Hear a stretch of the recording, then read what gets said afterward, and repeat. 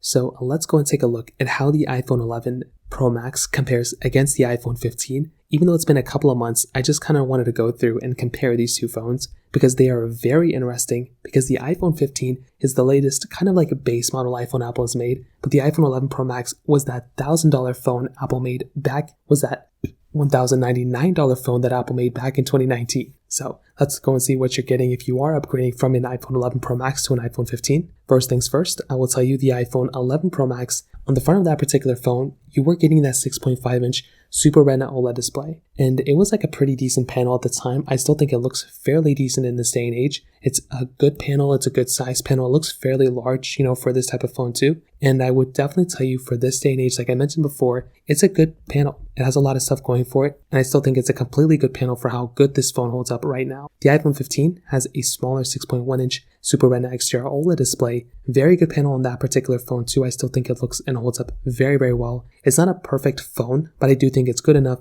for a vast majority of people. And I do think from that perspective alone, that's another big advantage for this type of device. Now, on top of that, you're basically getting, very decent charging ports at the bottom, but the 15 is giving you USB Type-C, which is a very, very important feature to have nowadays. The other iPhones are not giving you that, only the iPhone 15s. So kind of keep that in mind as well. On the back though, you are getting frosted glass backs on both these iPhones, which is very surprising. Having a frosted glass back is amazing. I love having that type of capability, and you are getting that type of capability on the iPhone 15 now, which is the base model iPhone. Previously, you weren't getting that. Dual camera on the iPhone 15, triple camera on the iPhone 11 Pro Max, wireless charging on both, MagSafe capability on the iPhone 15. And I'll probably tell you throughout both these devices, the iPhone 11 Pro Max is the bigger phone, but the iPhone 15 is definitely the one that feels a lot more premium. Camera-wise, you are getting that telephoto lens on the iPhone 11 Pro Max, but it's not really that big of a deal because the iPhone 15 is now giving you 10x zoom, which is a very, very good feature to have. Having 10x zoom is amazing, and personally for me, like I mentioned before, is a very, very cool feature to have in this day and age, which is awesome. Now, on top of that, with something like both of them, you are getting softer longevity on both for the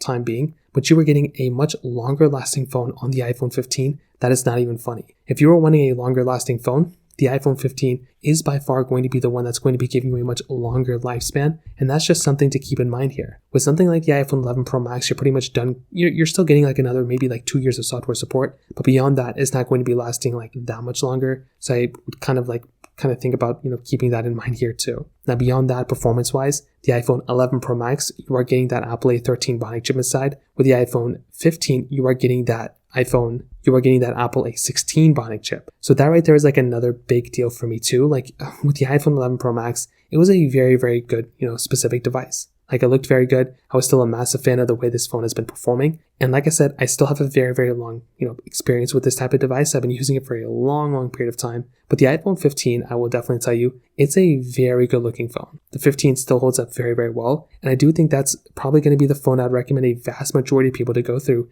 and actually use. And this is a very big deal because you are getting a much better phone on the iPhone 15 in every single area. And that kind of, pretty much handles it here. Like I will tell you for both, the 11 Pro Max is still a decent phone in this day and age. But if you're wanting the better phone, the iPhone 15 by far is the one I would recommend a vast majority of people to go and pick up because it really is that much better. So that pretty much covers it up there. If you have any other thoughts or questions, let me know in the comment section below. Hit the like button, that would mean so much, but definitely hit that subscribe button. More importantly than everything else, I love every single one of you guys. Hopefully I'll catch you guys in the next video. Peace out till then.